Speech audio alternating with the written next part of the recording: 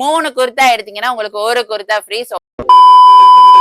Men's கலெக்ஷன்ல உள்ள குர்தாக்கெல்லாம் தான் offer கொடுக்க போறோம். பிரீமியம் குவாலிட்டியில உள்ள குர்தா. சோ உங்களுக்கு கலர்ஸ் வைஸா உங்களுக்கு டிசைன் வைஸா சூஸ் பண்ணிக்கலாம். எல்லாமே அவ்வளவு அழகான கலர்ஸ் பாருங்க.